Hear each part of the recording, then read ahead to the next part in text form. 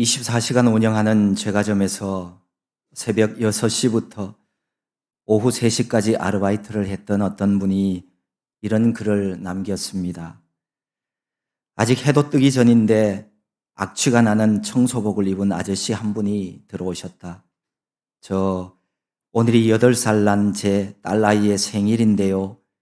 작은 케이크 하나 포장해 주시면 하고 말을 흐렸다. 죄송하지만 이른 아침이라 아직 판매할 케이크가 없다고 했더니 어린 딸아이와 약속을 했는데 다른 제과점은 아직 문을 열지도 않았으니 어떻게 좀 만들어 줄 수 없겠느냐고 부탁을 하는 것이었다. 아저씨의 간절한 눈빛을 저버릴 수가 없어서 위층 공장에 급히 연락을 해서 빨리 케이크 하나를 만들어 달라고 했다.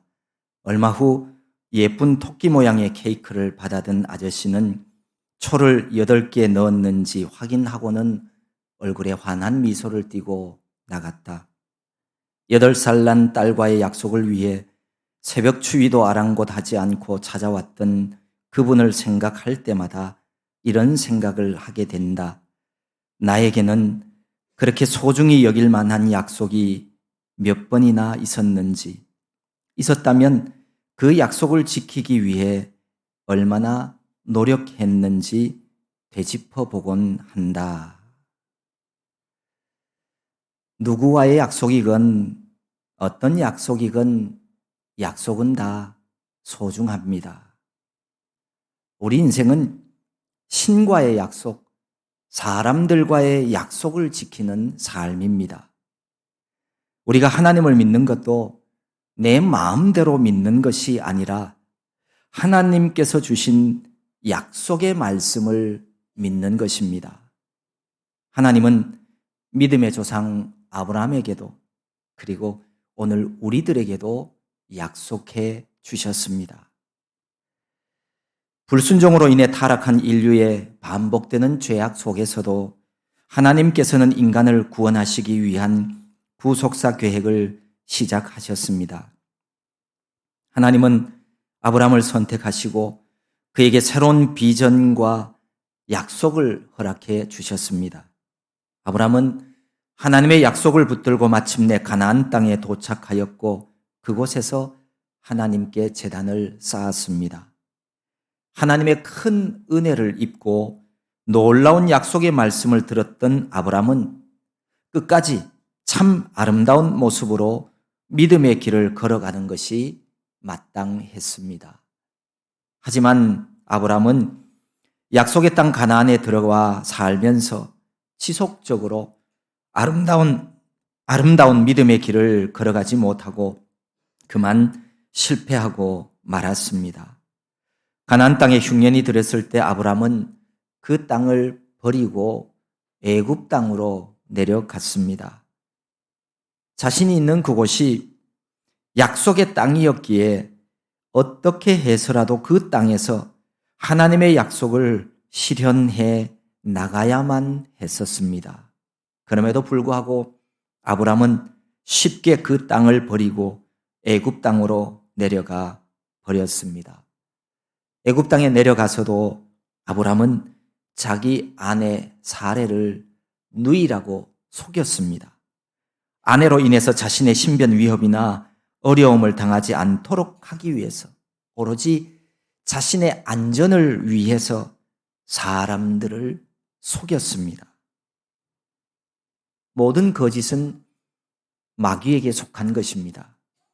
거짓은 하나님께 속한 것이 아닙니다. 성경은 하나님의 백성을 정직한 자들 이렇게 표현하고 있습니다. 결국은 모든 거짓은 부족한 믿음으로 인한 것입니다. 이런 아브라함의 거짓말로 인해서 바로와 그 집에 큰 재앙이 내려졌습니다. 이런 모습들은 인간적으로 아브라함이 얼마나 연약한 존재인지를 보여주고 있습니다. 이런 아브라함에게 하나님은 또다시 은혜를 베푸시고 아브라함을 가나안 땅으로 돌아오도록 만드셨습니다. 우리를 향한 하나님의 사랑은 끝이 없는 사랑입니다. 여전히 은혜를 베풀어 주시는 하나님이십니다. 우리와 똑같은 성정을 지닌 아브라함은 이렇게 끝없이 베푸시는 하나님의 은혜로 인해서 하루하루 믿음의 길을 걸어 나갈 수 있었습니다. 한 번은 아브라함과 롯 사이에 다툼이 일어났습니다. 목자들끼리 서로 다투게 된 원인을 성경은 이렇게 기록하고 있습니다. 그들의 소유가 많아서 동거할 수 없음이니라. 우리 사람은 가난하고 힘들고 어려울 때는 서로 힘을 모아 함께 협력하며 생활할 수가 있습니다. 하지만 조금 살만하게 되어지면, 조금 편안하게 되어지면 함께 동거하기를 굉장히 불편해 합니다. 그래서 서로 갈라서게 되는 모습은 아브라함 때나 오늘날에나 마찬가지인 것 같습니다. 1인 가구의 증가는 이와 무관하지 않습니다. 물질적인 소유물이 많아지게 되면 그때부터 서로 부딪히고 분쟁이 일어나게 됩니다. 롯과 다툼이 일어났을 때 아브라함은 내가 좌하면 나는 우하고 네가 우하면 내가 좌하겠다라고 말합니다.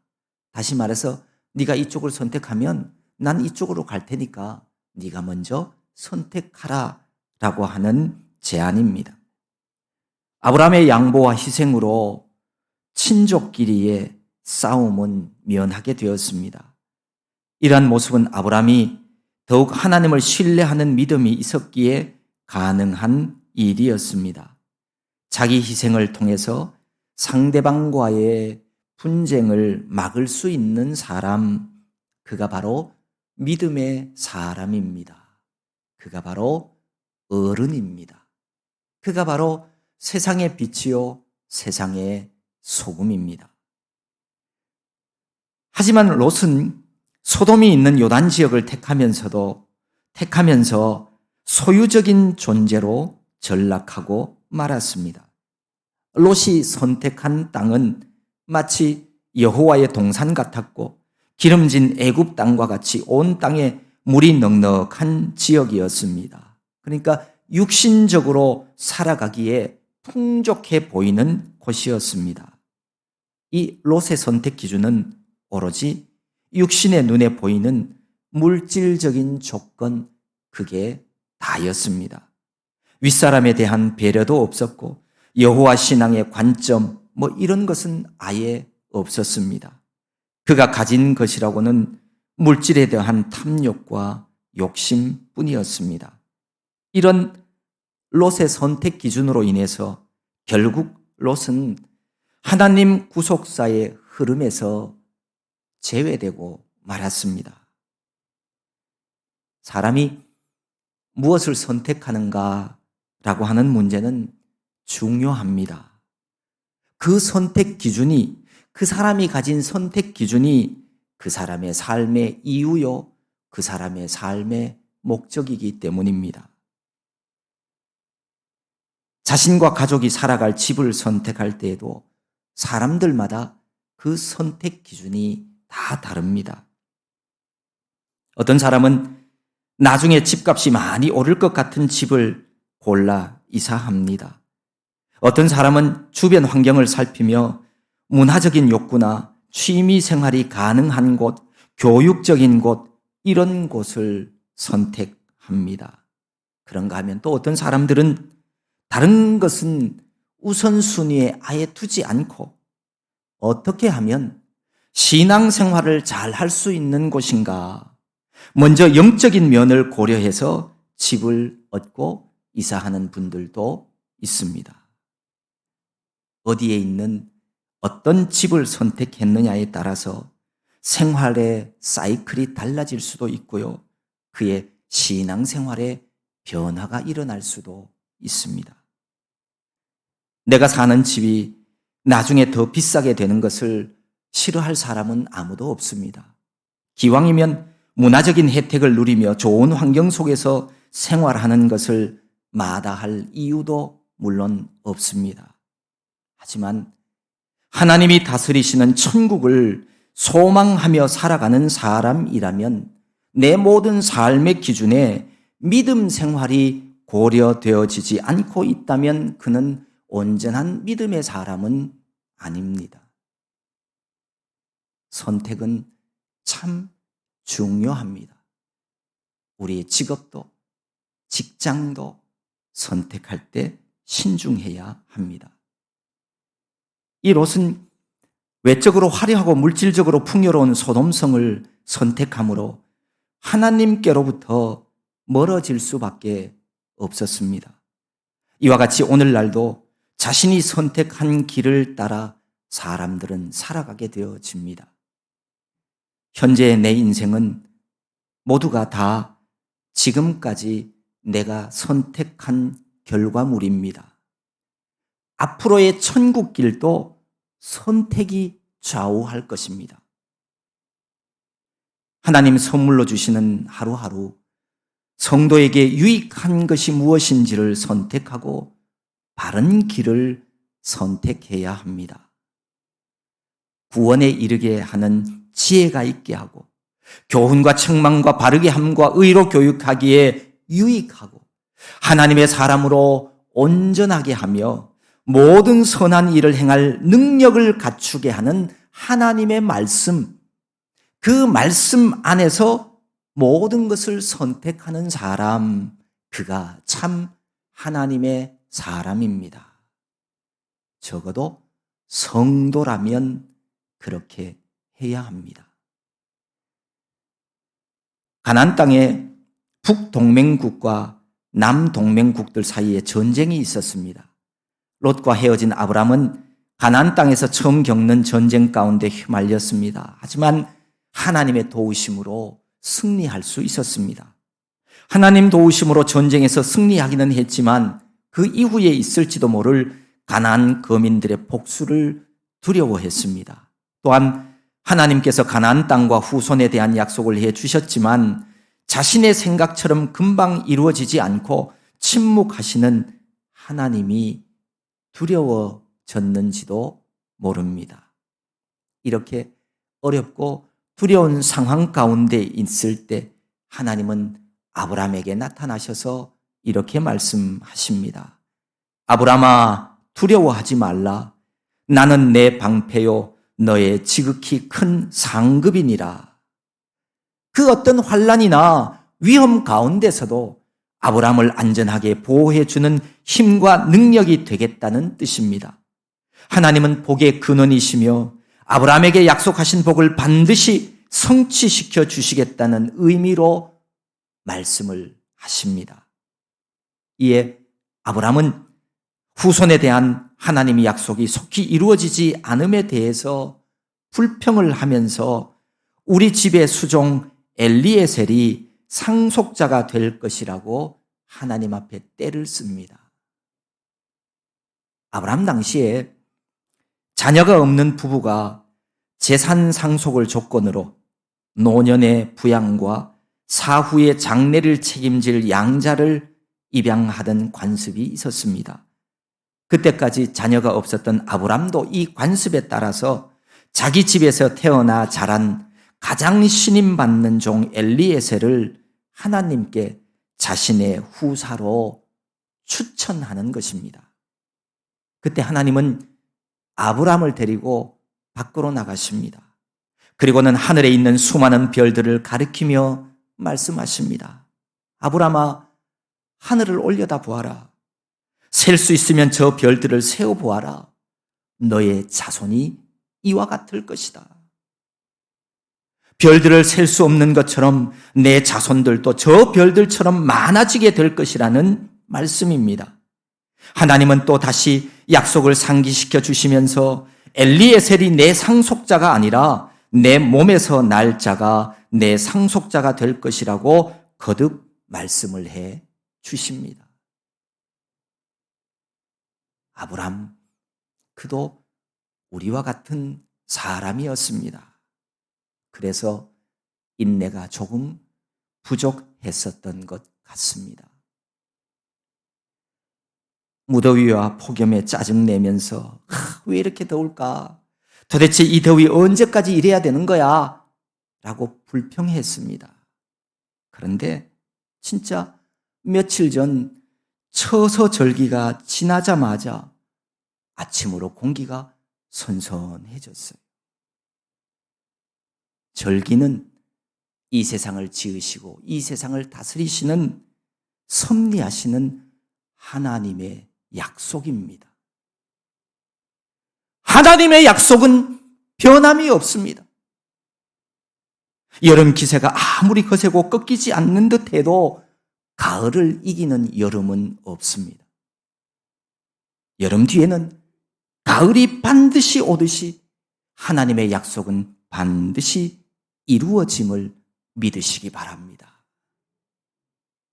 인내가 부족했던 아브라함이었지만 내 자손이 이와 같으리라 라고 하는 하나님의 약속을 믿게 되었습니다.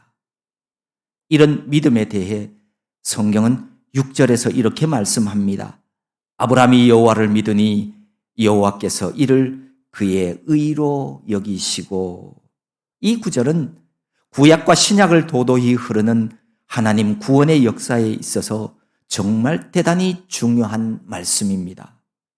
아브라함이 여호와를 믿었다는 말은 아브라함이 후손에 대한 하나님의 약속을 인격적으로 신뢰하고 그 말씀에 전적으로 의지했다는 뜻입니다. 더 나아가 이미 계시된 여자의 후손 메시아에 대하여도 믿고 있음을 증거해 주는 표현입니다. 믿음장인 히브리서 11장 말씀처럼 믿음은 바라는 것들의 실상이요 보이지 않는 것들의 증거입니다. 믿음은 우리가 바라는 것들에 대해서 확신하는 것입니다. 믿음은 보이지는 않지만 그것이 사실임을 아는 것입니다. 이 믿음으로 사십시오. 믿는 자만이 구원 얻습니다. 지금 당장은 자녀가 없었지만 장차 하늘의 뭇별처럼 많은 자손들을 주시겠다는 하나님 약속의 말씀을 아브라함은 믿게 되었습니다.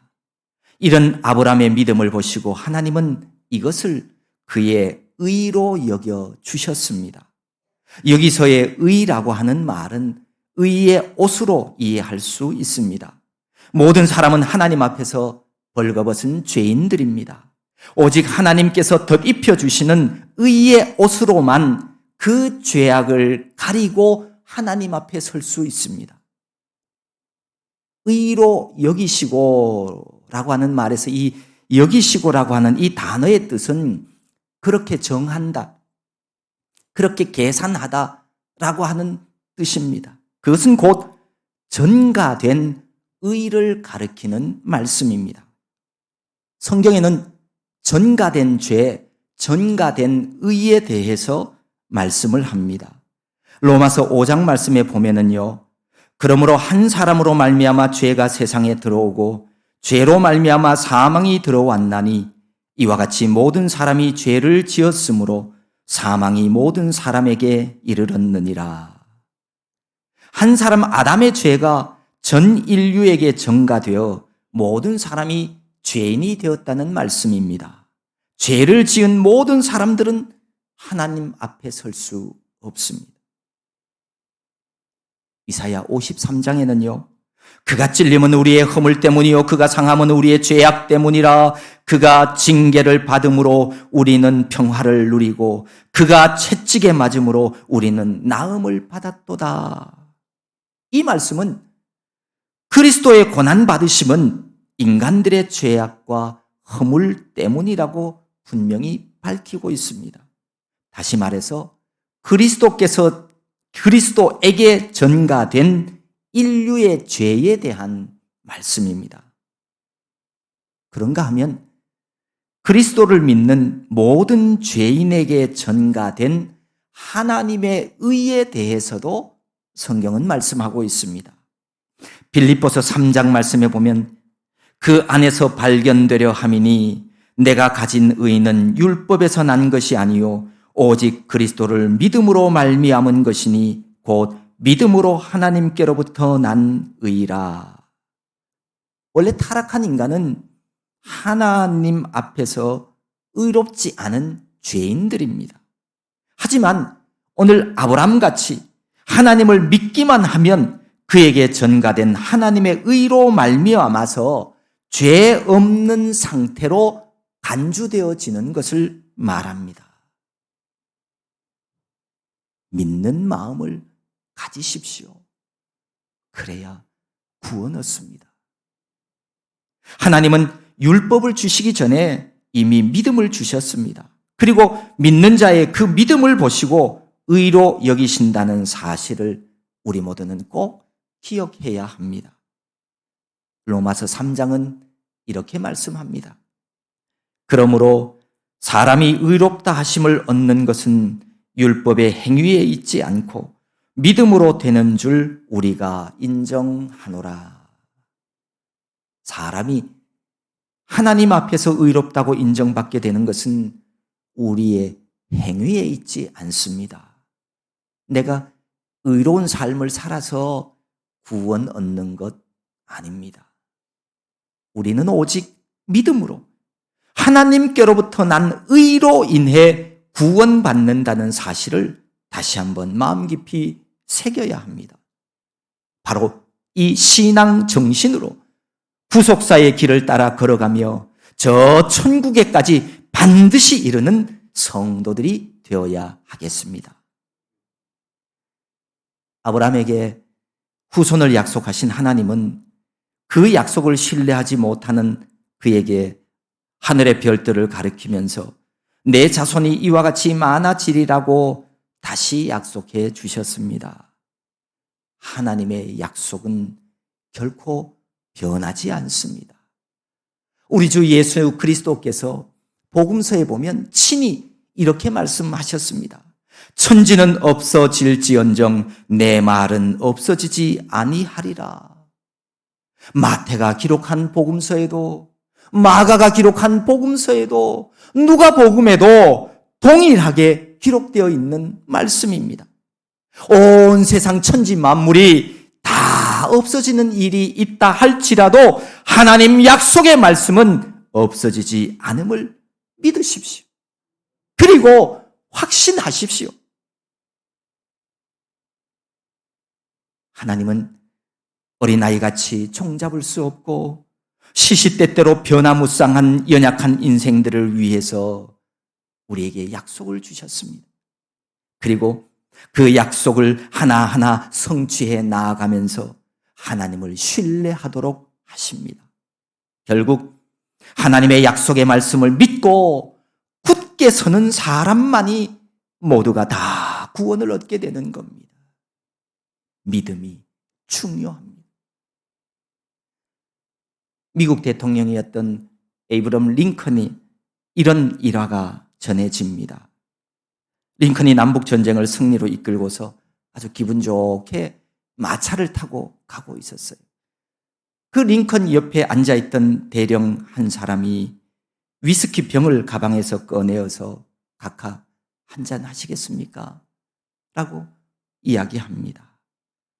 그때 링컨은 손을 저으면서 나는 술을 못하오. 조금 있다가 이 대령이 링컨에게 담배 하나를 꺼내서 담배를 권했습니다. 그러자 링컨이 이 대령에게 이런 이야기를 전해줍니다. 대령, 우리 어머니가 돌아가시면서 마지막 부탁을 했소. 술과 담배를 일생 동안 하지 않겠다고 약속해 달라는 것이었지. 나는 어머니가 편히 눈을 감을 수 있도록 하려고 술, 담배를 하지 않겠다고 서약했다네. 목숨처럼 이 서약을 지키겠다고 말했지. 만약 당신이 나라면 술, 담배를 하겠소? 대령이 대답합니다. 저라도 술, 담배를 하지 않았을 것입니다. 나에게도 그런 어머니가 있었다면 나도 대통령이 되었을 것입니다. 돌아가신 어머니와의 약속을 평생 지키며 사는 모습을 보면 링컨이 하나님과의 약속도 잘 지키며 신앙생활 했으리라고 짐작됩니다. 약속은 지키라고 있는 것입니다. 좋은 약속은 좋은 인격을 만들고 좋은 인생을 만들어 줍니다. 역사 속에서 본받을 만한 위대한 인물들은 모두가 다 하나같이 약속을 잘 지킨 사람들이었습니다.